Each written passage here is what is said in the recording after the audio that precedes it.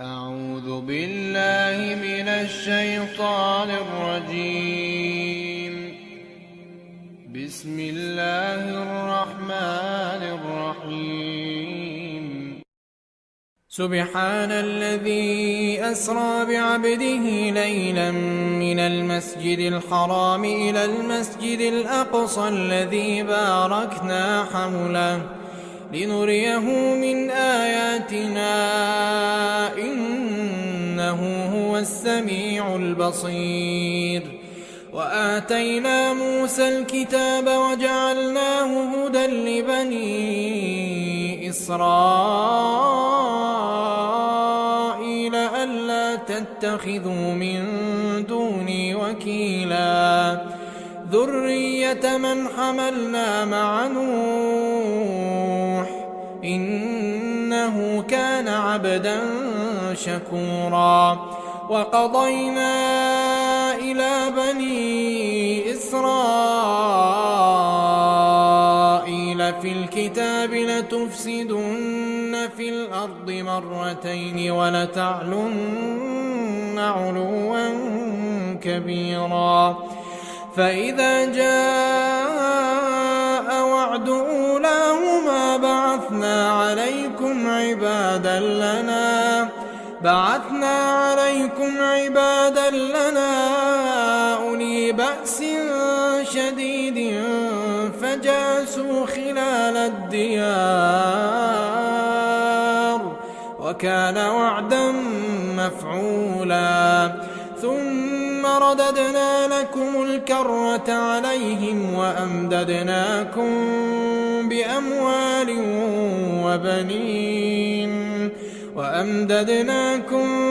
بأموال وبنين وجعلناكم أكثر نفيرا. إن أحسنتم أحسنتم لأنفسكم وإن أسأتم فلها. فإذا جاء وعد الآخرة ليسوءوا وجوهكم وليدخلوا المسجد كما دخلوه أول مرة وليتبروا ما علوا تتبيرا. عسى ربكم أن يرحمكم وإن عدتم عدنا وجعلنا جهنم للكافرين حصيرا.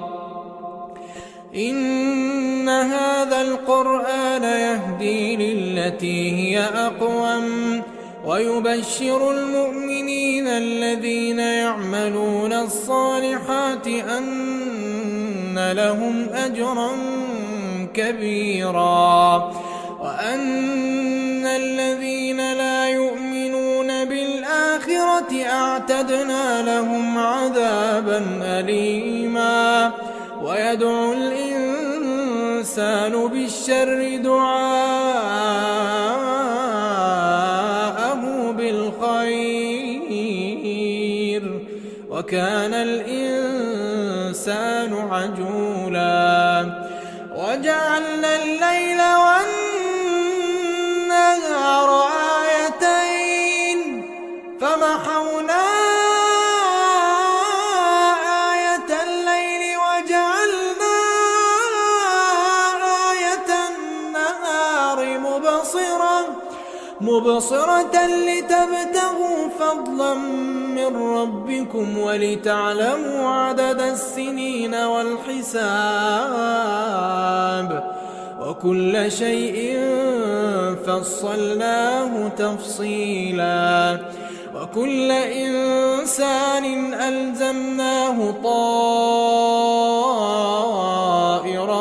في عنقه ونخرج له يوم القيامة كتابا يلقاه منشورا. اقرأ كتابك كفى بنفسك اليوم عليك حسيبا.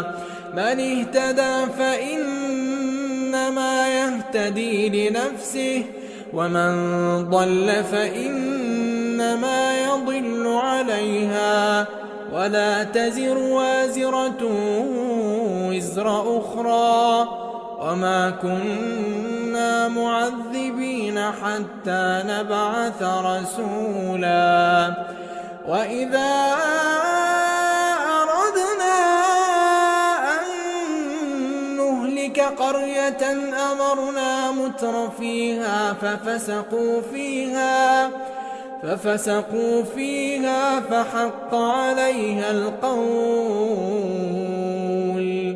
فحق عليها القول فدمرناها تدميرا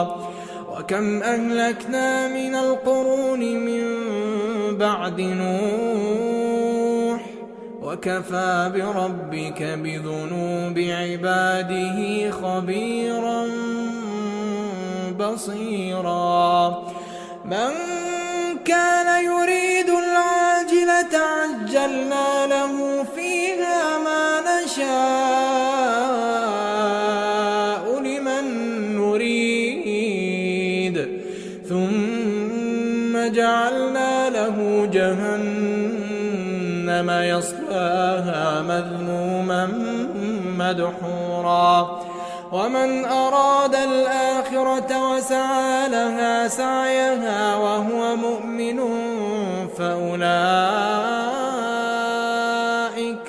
فأولئك كان سعيهم مشكورا كلا نمد هؤلاء وهؤلاء من عطاء ربك وما كان عطاء ربك محظورا انظر كيف فضلنا بعضهم على بعض وللآخرة أكبر درجات وأكبر تفضيلا لا تجعل مع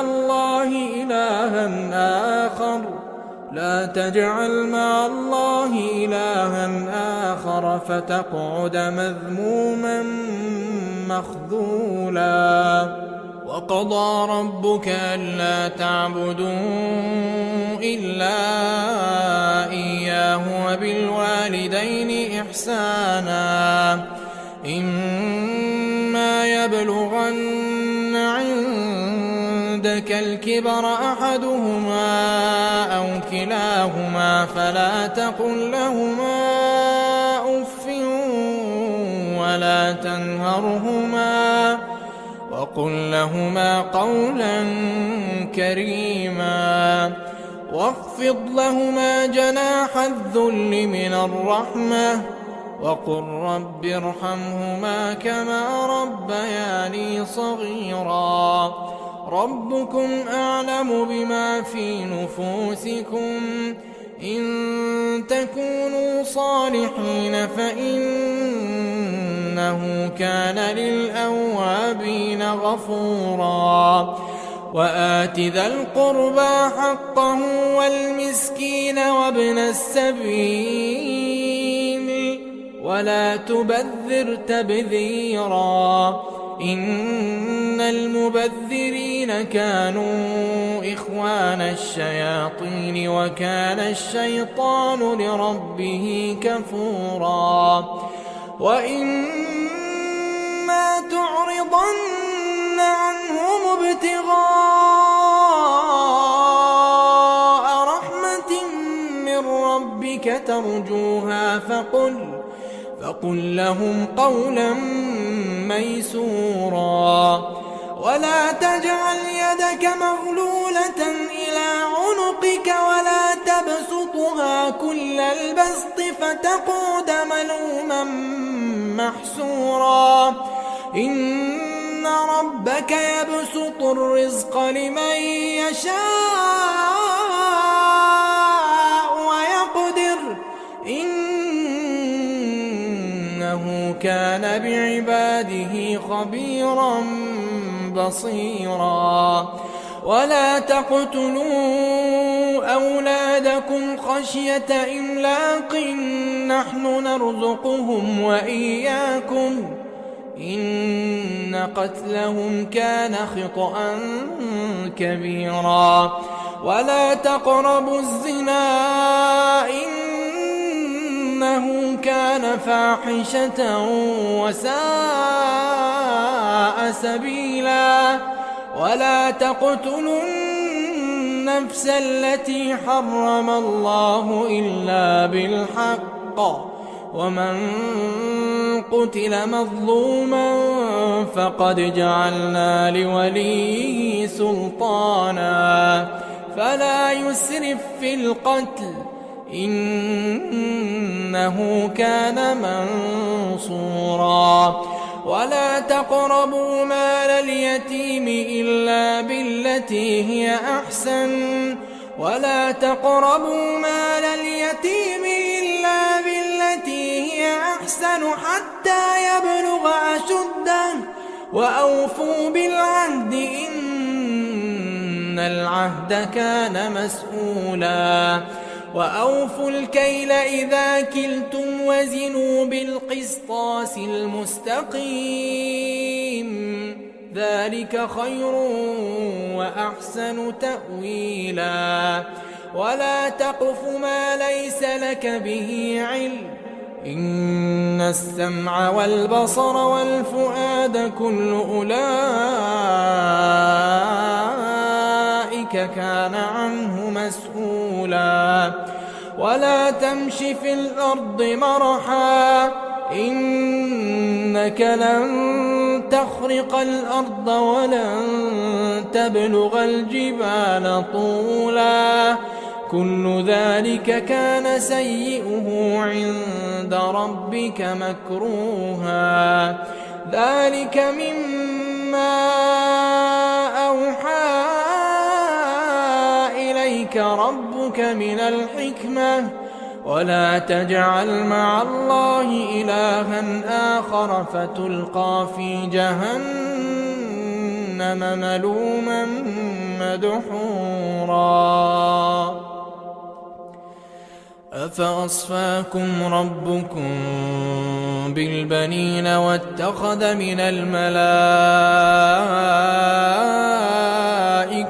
إناثا إنكم لتقولون قولا عظيما ولقد صرفنا في هذا القرآن ليذكروا وما يزيدهم إلا نفورا قل لو كان معه آلهة كما يقولون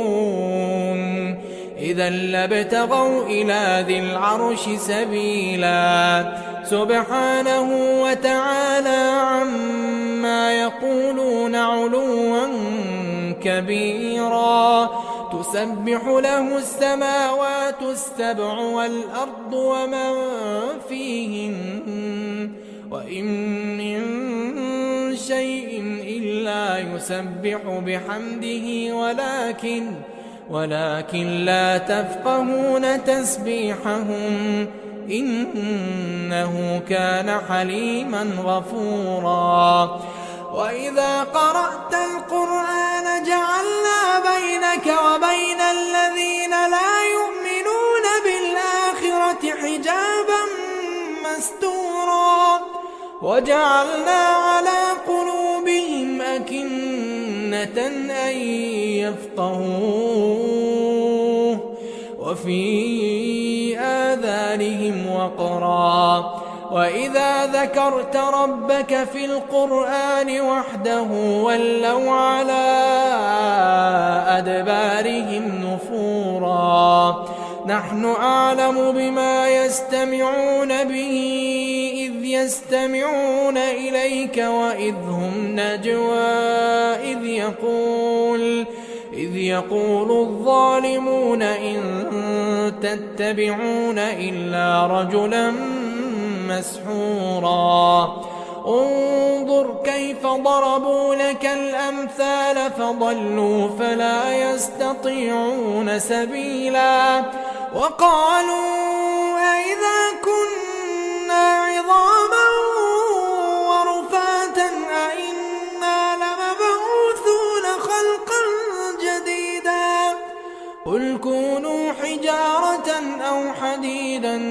خلقا مما يكبر في صدوركم فسيقولون من يعيدنا قل الذي فطركم أول مرة فسينغضون إليك رؤوسهم ويقولون متاه قل عسى أن يكون قريبا يوم يدعوكم فتستجيبون بحمده وتظنون إن لبثتم إلا قليلا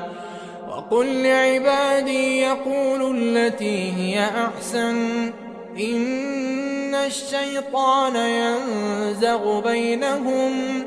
إن الشيطان كان للإنسان عدوا مبينا ربكم أعلم بكم إن يشأ يرحمكم أو إن يشأ يعذبكم وما أرسلناك عليهم وكيلا وربك أعلم بمن في السماوات والأرض ولقد فضلنا بعض النبيين على بعض وآتينا داود زبورا قل ادعوا الذين زعمتم من دونه فلا يملكون كشف الضر عنكم ولا تحويلا أولئك الذين يدعون يبتغون إلى ربهم الوسيلة أيهم أقرب ويرجون رحمته ويخافون عذابه إن عذاب ربك كان محذورا وإن من قرية إلا نحن مهلكوها قبل يوم القيامة وإن من قرية إلا نحن مهلكوها قبل يوم القيامة أو معذبوها عذابا شديدا كان ذلك في الكتاب مسطورا وما منعنا أن نرسل بالآيات إلا أن كذب بها الأولون وآتينا ثمود الناقة مبصرة فظلموا بها وما نرسل بالآيات إلا تخويفا وإذ قلنا لك إن ربك أحاط بالناس وما جعلنا الرؤيا التي أريناك إلا فتنة للناس والشجرة الملعونة في القرآن ونخوفهم فما يزيدهم إلا طغيانا كبيرا وإذ قلنا للملائكة اسجدوا لآدم فسجدوا إلا إبليس قال أأسجد لمن خلقت طينا قال أرأيتك هذا الذي كرمت علي لئن أخرتني إلى يوم القيامة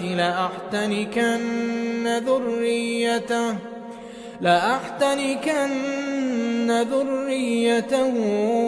إلا قليلا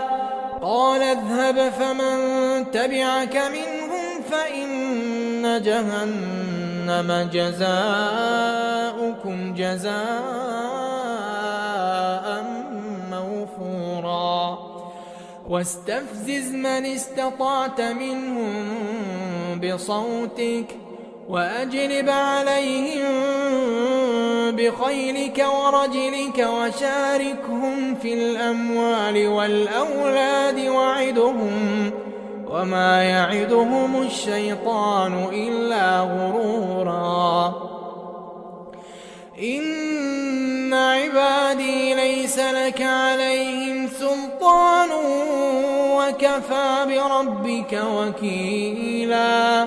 ربكم الذي يزجي لكم الفلك في البحر لتبتغوا من فضله إنه كان بكم رحيما وإذا مسكم الضر في البحر ضل من تدعون إلا إياه فلما نجاكم إلى البر أعرضتم وكان الإنسان كفورا أفأمنتم أن يخسف بكم جانب البر أو يرسل عليكم حاصبا ثم لا تجدوا لكم وكيلا أم أمنتم أن يعيدكم فيه تارة أخرى فيرسل عليكم قاصفا من الريح فيغرقكم بما كفرتم ثم لا تجدوا لكم علينا به تبيعا ولقد كرمنا بني آدم وحملناهم في البر والبحر ورزقناهم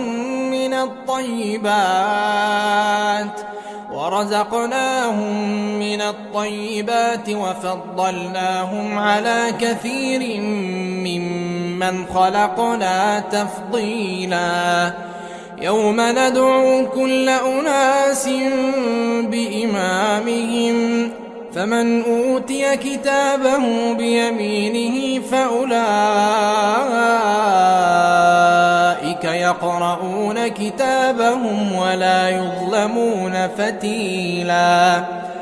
ومن كان في هذه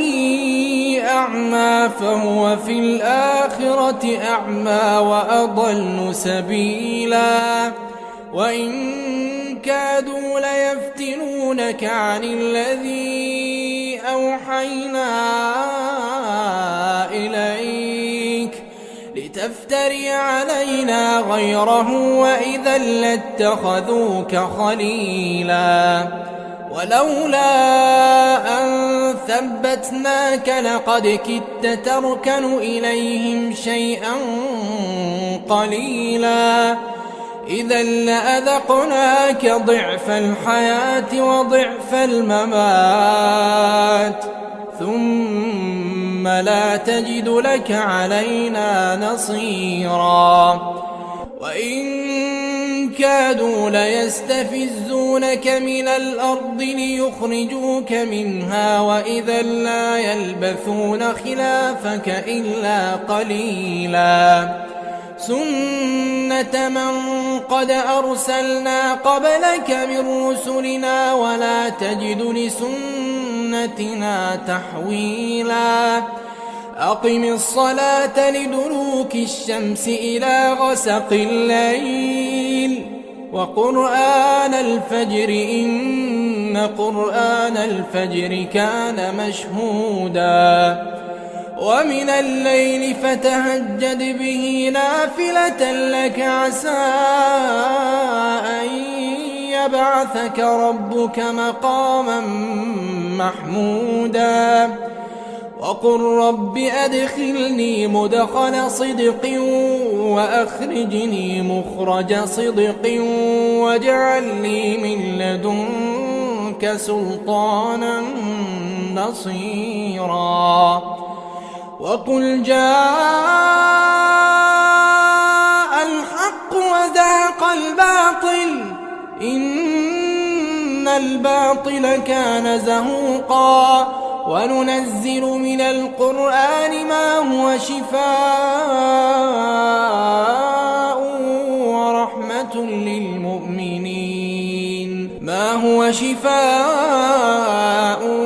ورحمة للمؤمنين ولا يزيد الظالمين إلا خسارا وإذا أنعمنا على الإنسان الإنسان أعرض ونأى بجانبه وإذا مسه الشر كان يئوسا قل كل يعمل على شاكلته فربكم أعلم بمن هو أهدى سبيلا ويسألونك عن الروح قل الروح من أمر ربي وما أوتيتم من العلم إلا قليلا ولئن شئنا لنذهبن بالذي أوحينا إليك ثم لا تجد لك به علينا وكيلا إلا رحمة من ربك إن فضله كان عليك كبيرا قل لئن اجتمعت الإنس والجن على أن يأتوا بمثل هذا القرآن قل لئن اجتمعت الإنس والجن على أن يأتوا بمثل هذا القرآن لا يأتون بمثله ولو كان بعضهم لبعض ظهيرا ولقد صرفنا للناس في هذا القرآن من كل مثل فأبى أكثر الناس إلا كفورا وقالوا لن نؤمن لك حتى تفجر لنا من الأرض ينبوعا أو تكون لك جنة من نخيل وعنب فتفجر الأنهار خلالها تفجيرا أو تسقط السماء كما زعمت علينا كسفا أو تأتي بالله والملائكة قبيلا أو يكون لك بيت من زخرف أو ترقى في السماء ولن نؤمن لرقيك حتى تنزل علينا كتابا نقرأه قل سبحان ربي هل كنت إلا بشرا رسولا وما منع الناس أن يؤمنوا إذ جاءهم الهدى إلا أن قالوا أبعث الله بشرا رسولا قل لو كان في الأرض ملائكة يمشون مطمئنين لنزلنا عليهم من السماء ملكا رسولا قل كفى بالله شهيدا بيني وبينكم إنه كان بعباده خبيرا بصيرا ومن يهد الله فهو المهتد ومن يضلل فلن تجد لهم أولياء من دونه ونحشرهم يوم القيامة على وجوههم عميا وبكما وصما مأواهم جهنم كلما خبت زدناهم سعيرا ذلك جزاؤهم بأنهم كفروا بآياتنا وقالوا أإذا كنا عظاما ورفاتا أإنا لمبعوثون خلقا جديدا أولم يروا أن الله الذي خلق السماوات والأرض قادر على أن يخلق مثلهم وجعل لهم أجلا لا ريب فيه فأبى الظالمون إلا كفورا قل لو أنتم تملكون خزائن رحمة ربي إذا لأمسكتم خشية الإنفاق وكان الإنسان قتورا ولقد آتينا موسى 9 آيات بينات فاسأل بني إسرائيل إذ جاءهم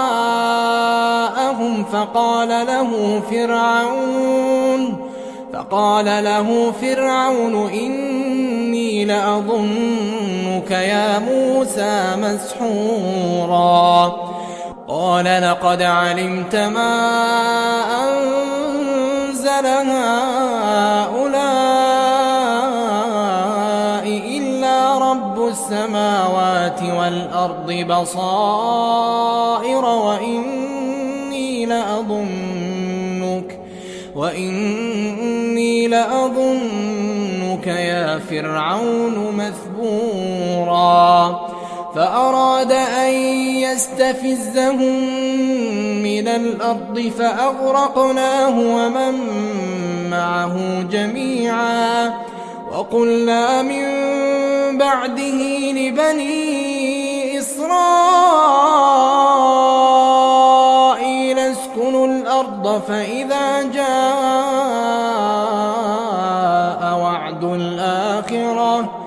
فإذا جاء وعد الآخرة جئنا بكم لفيفا وبالحق أنزلناه وبالحق نزل وما أرسلناك إلا مبشرا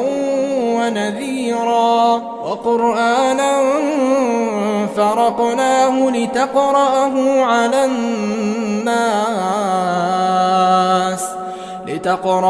على الناس على مكث ونزلناه تنزيلا قل آمنوا به أو لا تؤمنوا إن الذين أوتوا العلم من قبله إذا يتلى عليهم يخرون للأذقان سجدا ويقولون سبحان ربنا إن كان وعد ربنا لمفعولا ويخرون للأذقان يبكون ويزيدهم خشوعا قل ادعوا الله أو ادعوا الرحمن أيما تدعوا فله الأسماء الحسنى ولا تجهر بصلاتك ولا تخافت بها وابتغ بين ذلك سبيلا وقل الحمد لله الذي لم يتخذ ولدا ولم يكن له شريك في الملك ولم يكن له ولي من الذل وكبره تكبيرا.